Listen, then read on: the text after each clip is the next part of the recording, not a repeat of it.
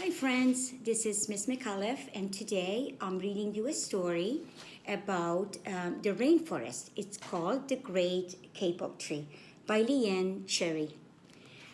Let me read the introduction first. In the Amazon rainforest, it is always hot and in that heat everything grows and grows and grows. The tops of the trees in the rainforest are called the canopy.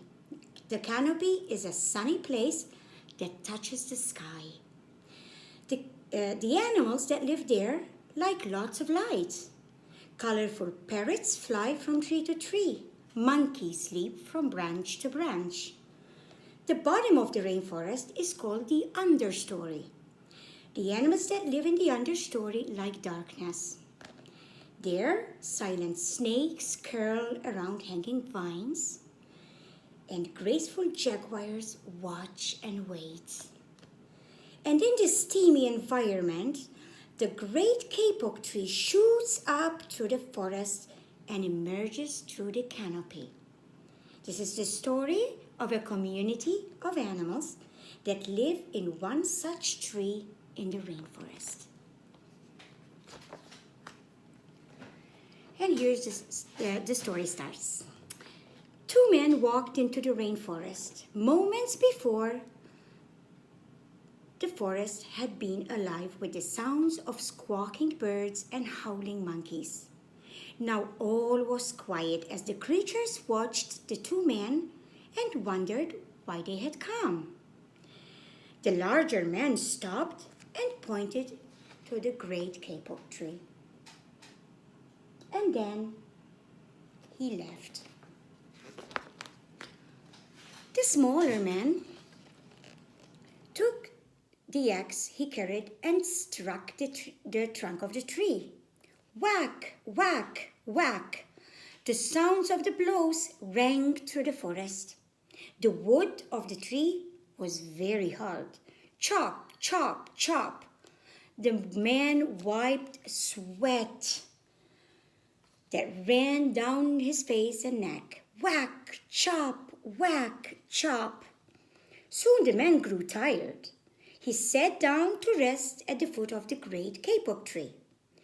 Before he knew it, the heat and the hum of the forest had lulled him to sleep. A boa constrictor lived in the great kapok tree. He slithered down its trunk to where the man was sleeping. He looked at the gash the axe had made in the tree. Then the huge snake slid very close to the man and hissed in his ear. Senor, this tree is a tree of miracles. It is my home, where generations of my ancestors have lived. Please do not chop it down.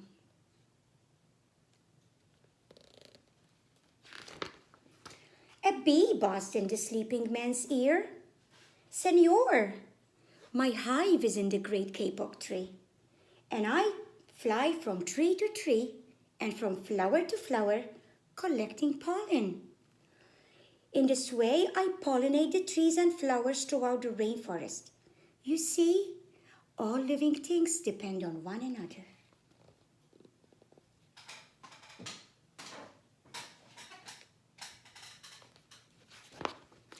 A troop of monkeys scampered down from the canopy of the kapok tree.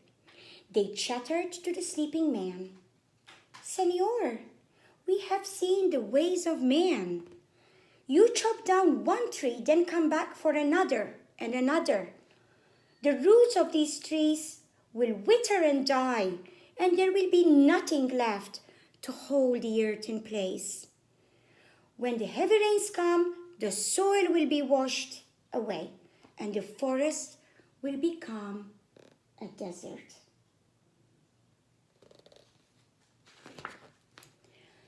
A toucan, a macaw, and a cock of the rock flew down from the canopy.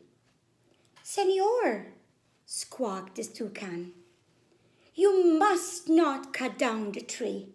We have flown over the rainforest and seen what happens once you begin to chop down the trees.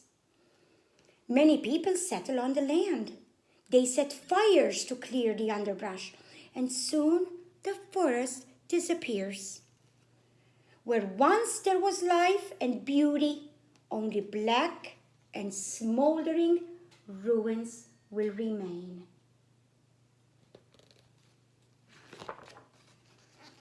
A bright and small tree frog crawled along the edge of a leaf. In a squeaky voice, he whispered into the man's ear, "Senor, a ruined rainforest means ruined lives.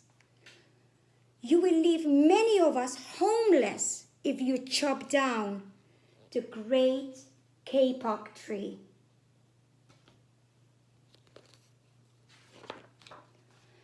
A jaguar had been sleeping along a branch in the middle of the tree.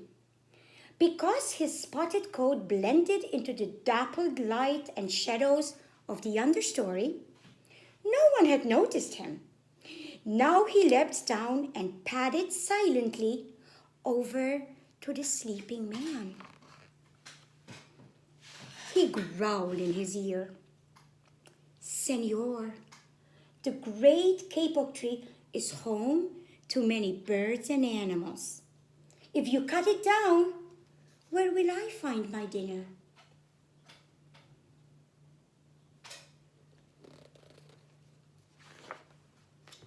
Four tree porcupines swung down from branch to branch and whispered to the man, "Senor, do you know what we animals and humans need in order to live? We need oxygen.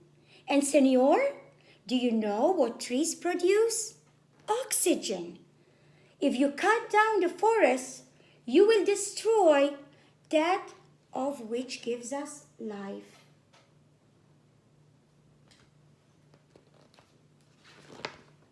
Several anteaters climbed down the kapok tree with their young clinging to their backs. The unstriped anteater said to the sleeping man, "Senor, you are chopping down the tree with no thought for the future. And surely you know that what happens tomorrow depends on what you do today. The big man tells you to chop down a beautiful tree. He does not think of his own children, who tomorrow must live in a world without trees." A three-toed sloth had begun climbing down from the canopy, where the man first appeared. Only now did she reach the ground, because anteaters are slow.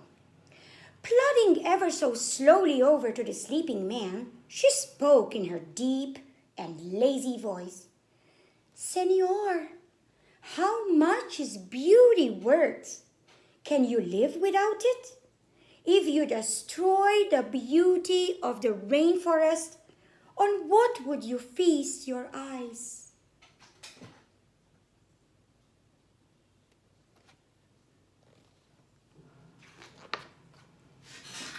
A child from the Yanomamo tribe who lived in the rainforest knelt over the sleeping man. He murmured in his ear, "Senor, when you awake, please look upon all of us with new eyes." All the animals were pleading with the man to not chop down that tree. It was home to so many animals. And trees also produce oxygen. Oxygen is what we breathe to live. The man awoke with a start. Before him stood the rainforest child, and all around him staring were the creatures who depended upon the great kapok tree. What wondrous and wild animals they all were.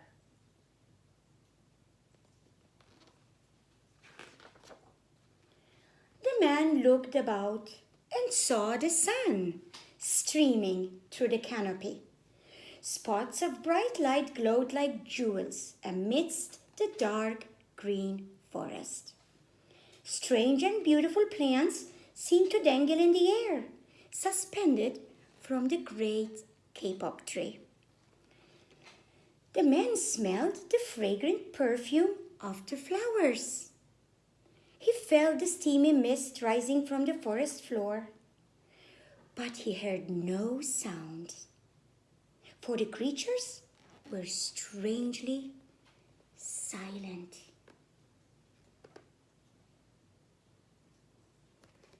I think the creatures were silent. They were wondering what the man was going to do next. I hope he's really thinking about it and about them too. The man stood up and picked up his axe. He swung back his arm as though to strike the tree. But suddenly he stopped. He turned and looked at the animals and the child.